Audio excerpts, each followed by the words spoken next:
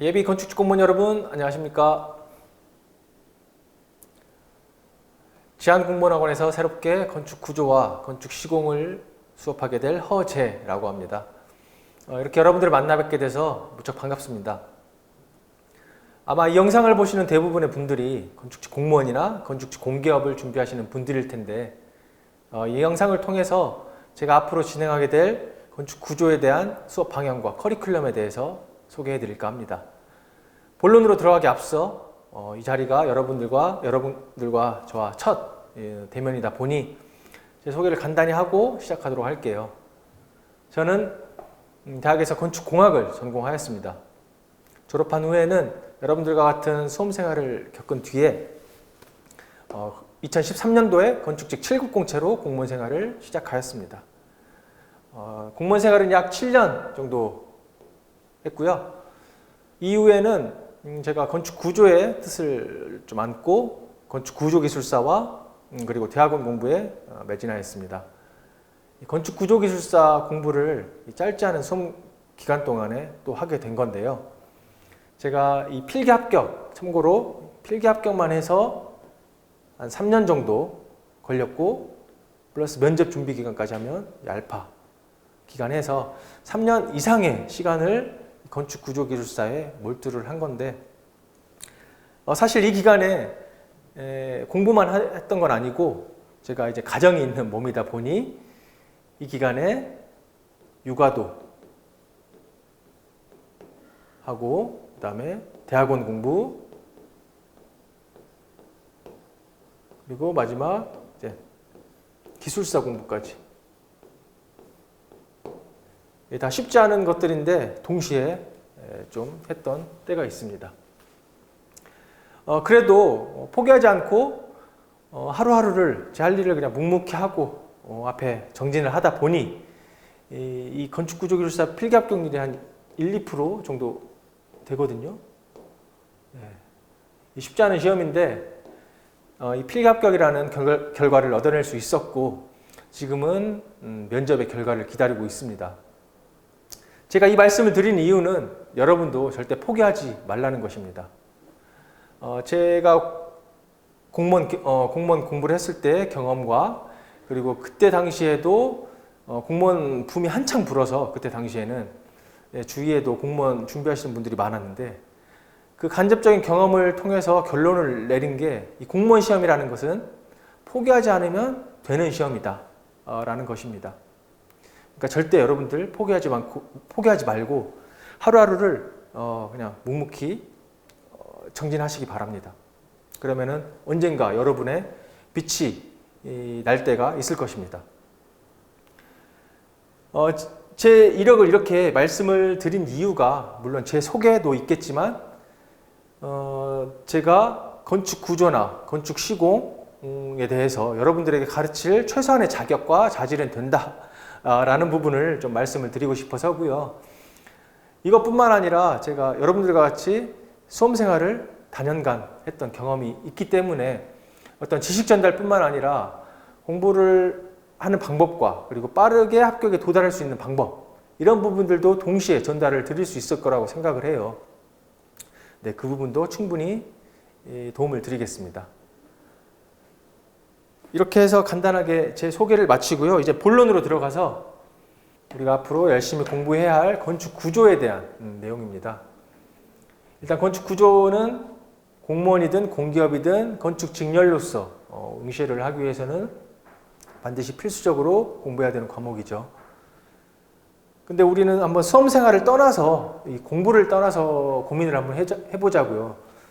이 건축 구조가 가지는 목표, 본질 건축 구조가 왜 있는지에 대해서 짚고 넘어가는 것도 중요하거든요. 이 건축 구조가 가지는 목표는 바로 우리가 사용하고 거주하는 건축물에 이 수많은 외력이 가해지는데 우리는 이 전문용어로 설계하중이라고 하는 거죠. 이 수많은 외력에 대해서 충분히 안전하고 그리고 사용해도 문제가 없도록 하는 것입니다. 이 목표를 이루기 위해서 뚝딱 성과물이 나오는 건 아니고 몇 가지 단계가 필요한데 바로 그것들이 건축 구조에서 배우는 것들이죠. 바로 구조 역학적 원리에 의해서 힘과 변이를 구하는 구조 해석 단계, 그리고 건축물의 구조 형식과 설계 하중을 결정하는 구조 계획 단계, 그리고 해석과 계획을 바탕으로 KDS라고 하는 재료별 구조 설계 기준에 맞게 부재 사이즈나 철근 양을 결정하는 구조 설계 단계입니다.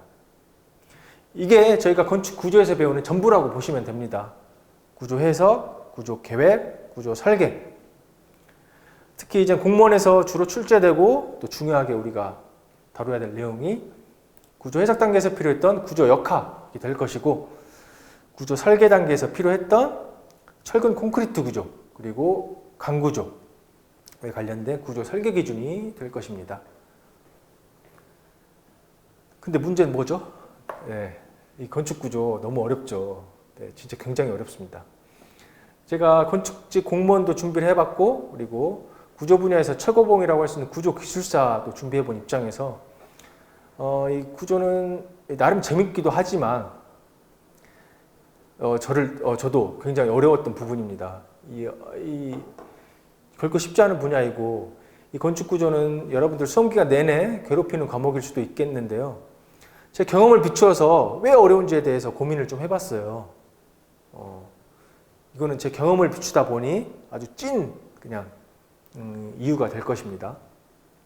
그 고민을 한 이유도 바로 제 교재와 강의에 좀 이렇게 녹여내서 조금이라도 여러분들을 도와드릴 수 있지 않을까, 조금이라도 여러분들이 쉽게 다가가실 수 있지 않을까라는 마음에서 그 원인을 생각을 해봤습니다.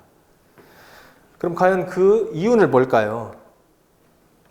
이 건축 구조가 어려운 이유 첫 번째 이유가 바로 이 영상을 보시는 대부분의 수험생들이 구조 설계 경험이 없다라는 것입니다. 아까 방금 전에 말씀드렸던 이 KDS라고 하는 코리안 디자인 스탠다드 이 건축 구조 설계 기준은 실제 실무자들이 구조 설계를 하면서 필요로 하고 공부하고 그리고 근거로 삼고 기준으로 삼는 이 법령집 같은 건데요. 우리는 이 기준을 어떻게 하죠? 실제 실무를 하면서 직접 몸소 체득한 것이 아니라 간접적으로 책으로만, 글로서만 봐왔기 때문에 이걸 올바르게 이해하고 완전히 내 것으로 만드는 데가 한계가 분명히 있습니다. 쉽게 말해서 이제 머릿속에 잘 이미지화 시켜서 연상이 잘 되지 않는다는 것이죠. 그렇기 때문에 저는 제 수업을 통해서 이 KDS 내용을 단순히 읊어드리는 차원에 그치는 것이 아니라 제가 그동안에 오랫동안 공부해오고 그리고 다양하게 여러 전공 지식들, 연구 서적들을 섭렵하면서 제 나름대로 이해했던 방식들을 아주 쉽고 풀어서 여러분들에게 설명을 드리려고 합니다. 특히나 우리가 쉽게 이해를 하기 위한 방법 중에 하나가 이미지와 이 삽화를 이용하는 것인데요. 이 이미지를 통해서 이해를 하면은 머리에 각인 효과가 생깁니다. 그렇기 때문에 저도 이 이미지와 이 사례들을 많이 수업 중에 노출을 시켜서 여러분들이 직관적으로 이해할 수 있도록 그렇게 도움을 드릴 것입니다. 그리고 건축 구조가 어려운 두 번째 이유가 이 역학의 중요성을 간과한다는 것인데요. 이 역학이라고 하는 것은 건축 구조에서 나오는 대부분의 내용의 원리가 되는 것인데, 이 역학을 제외하고 공부를 하는 것은 원리 없이 공부하는 것과 마찬가지고 기초 없이 성을 쌓는 것과 마찬가지입니다. 역학을 빼고 공부를 한다. 그러면은 이 어려운 역학 과목이 오히려 더 어렵게 느껴지실 수 있고, 시험장에 가서도 이 득점이 들쭉날쭉해요.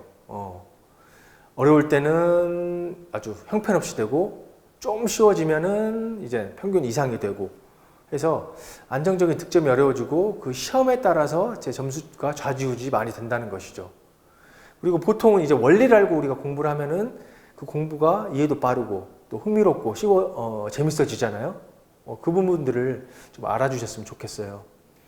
그렇기 때문에 이 최소한의 역학 공부는 필요하고, 제 수업 중에서도 이 필수 역학 개념 중심으로 수업을 한다 라는 점 말씀드리고 싶고, 이제 마지막 이유가 건축 구조 출제 범위 자체가 너무 광범위하고 그리고 문제도 지엽적인 편이라는 것입니다. 사실 이 부분은 수험생 여러분들이 컨트롤할 수 있는 부분은 아니고 저와 이제 수험생 분들이 어떻게 대응해 나가느냐의 문제인 거죠. 실례로 이 문제가 아무리 광범위하고 그리고 범위가 완전 아무리 광범위하고 그리고 문제가 아무리 지엽적이어도 나만 합격하지 않았지 다른 합격생들은 나오잖아요. 네. 좀 가슴 아픈 얘기지만 그 부분을 염두에 두셔야 합니다. 그래서 어떻게 대응하느냐의 문제인데 대응 방법은 큰 건 없습니다.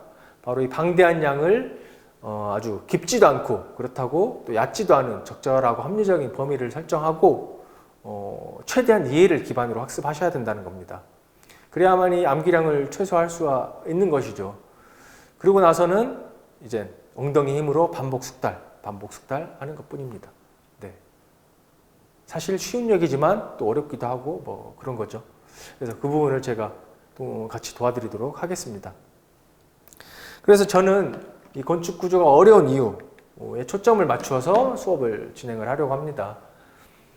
이 커리큘럼 자체는 복잡하지 않고 심플해요. 기본 이론 10주 과정에 문제풀이 8주 과정, 그리고 심화이론 6주 과정으로 구성되어 있고 이 기본 이론 과정에서는 9급에서 마땅히 다뤄야 되는 개념들과 그리고 7급에서도 나왔지만 다시 한번 9급에 나올 법한 개념들을 선별해서 이렇게 구성할 예정입니다. 그리고 원리와 개념 중심의 이해 기반 학습 그리고 합리적인 공부 범위 설정에 주안점을 둬서 진행을 할 거고 다시 한번 강조드리는데 이 원리를 기반으로 하는 학습이라는 것은 쉽게 말해서 이 공부하는 내용에 대해서 왜, why 라는 질문을 계속해서 스스로 끊임없이 던져보는 거예요. 내가 이 내용을 공부를 했다. 이거는 왜 그럴까? 이 내용은 왜 나왔을까? 왜? 이런 질문들을 스스로 끊임없이 던져보고 그리고 찾아보고 그래서 답을 구하는 그런 공부 방식이 되어야 된다는 것인데 그래야만이 이 방대한 건축 구조의 양을 소화할 수 있고 공부한 지식들이 단기 기억에 머무르지 않고 장기 기억으로 옮겨갈 수가 있는 거예요. 우리가 건축 구조가 휘발성이 강하다라고 말하는 것도 이 원리를 이해하지 않고 공부를 하기 때문인 거거든요. 그래서 그 부분을 염두를 해두고 건축 구조를 공부를 해야 한다라는 거고 사실 이제 이 왜라는 질문을 계속해서 던져서 공부를 한다는 것 자체가 스스로 공부한다는 것 자체가 어렵죠. 네. 그래서 제가 있는 이유인 거고요. 제가 충분히 도와드리겠습니다. 그리고 아까 말씀드렸다시피 이미지와 삽화, 사례 등을 포함해서 이 PPT, 잘 만들어진 PPT를 적재적소에 활용해가지고 여러분들이 좀 더 쉽게 이해할 수 있도록 과정을 구성할 것입니다. 이렇게 해서 기본 이론 10주 과정이 마치게 되면 곧바로 이제 문제풀이 8주 과정에 들어가게 되는데요. 이 문제풀이 과정에서는 기출문제 유형을 분석하고 그리고 기출문제도 같이 함께 풀어보는 시간을 가질 것입니다. 더불어서 이제 기출문제, 기출 변형 문제, 그동안에 출제되지 않았던 미출 문제를 적절히 섞어서 이제 동형 모의고사 형태로 풀어보는 거죠. 네, 그러면서 문제풀이에 대한 대응력도 높이고 시간 안에 문제를 풀 수 있는 훈련들을 계속해서 해 나갈 것입니다. 이 과정을 마치게 되면 이 기본 이론 과정에서 배웠던 개념들도 복습하게 되고 그리고 혹시나 이해가 미진했던 부분도 다시 한번 점검하면서 다시 그 기초를 단단히 다지게 됩니다. 제가 이 문제풀이 과정을 중요하게 생각하는데 이 중요한 이유가 이런 수험생들 있죠. 기본 이론 없이 문제풀이, 기출만 돌리는 수험생들 있죠. 그것도 문제인데 반대로 이 문제풀이 없이 기본서 회독만 하는 또 분들도 계세요. 그것도 이제 빠른 합격을 할 수 있는 공부법과는 거리가 멉니다. 그래서 가장 최선의 방법은 기본 이론과 문제풀이를 적절한 비율로 비중을 둬서 공부를 해야 한다는 것입니다. 이렇게 해서 기본 이론 과정과 문제풀이 과정이 끝나게 되면 9급 준비생들을 위한 과정은 어느 정도 일단락이 되고요. 마지막으로 7급 준비생들을 위한 심화 이론 과정이 마련되어 있습니다. 이 심화 이론 과정에서는 9급에서 다루지 않았던 개념들과 그리고 7급 기출 문제 풀이를 중심으로 개념과 문제풀이 올인원 형태의 수업을 진행할 것이고, 그리고 7급 준비생들을 위한 수업이긴 한데 9급 준비생 중에서도 나는 상대적으로 공통 과목이 약하다, 아니면은 나는 이 전공 과목에 힘을 실어서 고득점을 목표로 하고 싶다라고 하시는 분들한테도 굉장히 유익한 강의가 될 거예요. 그 부분은 참고하시면 되겠고, 실제로 2025년도에 바뀐 시험 정책 중 하나가 뭐죠? 네, 바로 이 동점자 처리 기준인데, 동점자 중에서 이 공통 과목보다 전공 과목의 득점이 더 높은 사람을 우선 선발하겠다라고 하는 것인데, 그렇기 때문에 이 전공 과목의 전보다는 더 공부 비중도 공부 시간도 많이 더 할애해야 될 것으로 생각을 하고 있습니다. 네, 그 부분도 참고해 주셔야 하고요. 이제 마지막으로 우리가 가지고 공부하게 될 교재입니다. 이 교재 목차 보시면 구조역학, 그리고 구조계획, 그리고 구조설계, 내진설계 이렇게 4개의 파트로 구성되어 있고, 혹시 눈치채셨나요? 네, 바로 이 부분이 아까 서두에 말씀드렸던 구조설계 흐름과 일맥상통하도록 구성하였습니다. 이렇게 구성한 이유가 우리가 건축 구조에서 배우는 세세한 개념, 세부 개념들은 서로 동떨어져 있는 것이 아니고 이 큰 흐름 속에서 각각 서로 연계성을 가지고 있거든요. 그리고 그 부분을 충분히 이해하고 공부를 하셔야 하기 때문입니다. 이 간혹 보면은 이 세부 개념에만 목을 매달고, 그러니까 이 나무에만 목을 매다는 거죠. 큰 숲은 보지 않고 이 나무에만 목을 매달기 때문에 어떤 이해도도 떨어지고, 그리고 시험장에서 문제를 풀 때도 이게 어디에서 나왔지? 봤던 건데 분명히 어떤 파트에서 어떤 개념에서 나왔지? 이게 서로 헷갈리는 거예요. 그래서 문제를 못 푸는 경우가 많은데, 바로 나무만 보고 숲은 보지 않은 것에서 나오는 겁니다.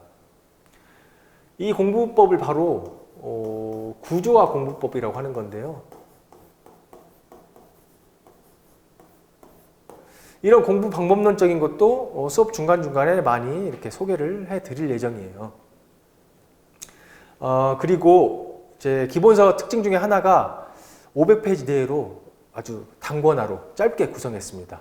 보통 시중에 나온 교재들 보면은 800페이지 이상이 되는 것들인데, 저는 이제 500페이지 내로 구성을 해서 수험생 여러분들의 부담을 좀 덜어드리고자 하였고, 기본서를 받아보시면 아시겠지만 이 KDS라는 구조 기준을 단순히 카피해서 옮긴 수준이 아니라 그 기준이 나온 배경이나 원리들도 충실히 이렇게 서술하면서 혹시나 여러분들이 혼자 공부할 때도 어렵지 않게 이해하실 수 있도록 집필을 하였습니다. 네, 한번 이제 최근 5개년 출제비를 한번 봐볼까요? 이 구조역학과 그리고 철근 콘크리트 구조, 강구조에서 12문제에서 13문제 정도 출제가 되면서 50% 이상의 비중을 차지하고 있고, 아주 중요하고 꼭 가져가야 하는 파트로 보실 수 있고, 특히나 이 구조역학, 이 출제비를만 봐서라도 절대 포기하고 그냥 넘어가서는 안 되는 파트라는 것을 알 수가 있습니다. 인지하셔야 합니다. 그리고 이제 특이할 점이 이제 목구조와 조족구조인데, 지금 현재 최근 5개년을 보면은 한 문제씩만 출제되고 있어요. 근데 제가 그 공무원 수험 준비를 했을 때만 해도 2문제씩 출제되었던 것들인데, 이게 아마 이 내진 설계가 많이 이슈화 되면서 그 출제 비중도 이 내진 설계 쪽으로 많이 옮겨졌습니다. 그래서 저도 그 중요성과 출제 경향을 고려해서 이 파트 4로 내진 설계를 별도 구성하였다라는 것이 이 기본서의 가장 큰 특징 중에 하나라고 할 수 있습니다.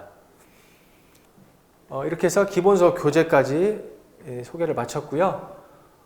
제가 지금까지 말씀드린 그 수업 커리큘럼과 그리고 교재에서 중요하게 생각하는 방향 3가지를 정리해서 말씀드리면, 첫째가 원리와 개념의 이해를 기반으로 한 학습이라는 것이고, 둘째가 지엽적인 것은 최대한 배제하고 출제 경향을 고려한 컴팩트한 강의라는 것입니다. 그리고 마지막으로 셋째, 큰 흐름 안에서 나무와 숲을 아우르는 구조화 공부라는 것인데요.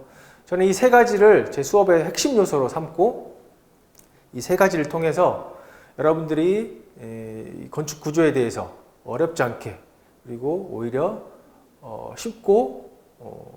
쉽게 다가가고 쉽게 이해할 수 있도록 이렇게 도움을 드릴 것입니다. 이 건축 구조가 여러분들의 합격에 발목을 잡히는 과목이 되지 않게끔 최선을 다할 것입니다. 그리고 마지막으로 이 합격이라는 것도 너무 길지 않은 시간 내에 적절한 시기에 합격하는 것도 매우 중요하다고 생각하는데요. 이 제한된 시간 안에 필요한 것은 빠지지 않고 고퀄리티의 강의와 교재, 그리고 콘텐츠를 제공드릴 것을 약속드리겠습니다. 조만간 찾아뵙도록 하겠습니다. 감사합니다.